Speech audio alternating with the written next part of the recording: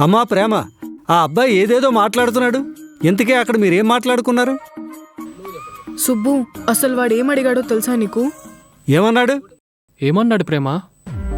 నీకేమైనా అఫైర్స్ ఉన్నాయా చెప్పు, నాకు కూడా చాలా అఫైర్స్ ఉన్నాయి, మన ఇద్దరం అండర్స్టాండింగ్ తో మెయింటైన్ చేసి చాలా హ్యాపీగా ఉందాం అన్నాడు సుబ్బు.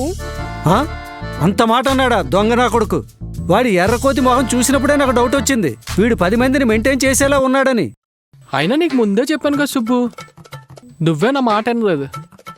సుబ్బు, పెళ్ళయ్యాక నేను సంతోషంగా ఉండాలి అంటే ఇలాంటి దుర్మార్గులు మాత్రం నా లైఫ్లో వద్దు సుబ్బు.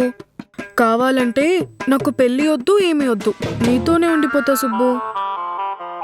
అలా అంటారేంటండి? లైఫ్లో పెళ్ళైనా సంతోషం దాకపోతుందా? వీడి కాకపోతే ఇంకొకడు హైదరాబాద్ మొత్తం ఎతికైనా మినిమం క్యాబ్ డ్రైవర్నైనా తీసుకొద్దాం, ఏమంటావు సుబ్బు? అవునమ్మా, కుమార్ చెప్పింది కరెక్టే. నేనిప్పుడే వెళ్ళి ఈ సంబంధం తీసుకొచ్చిన వాడి పని చెప్తా.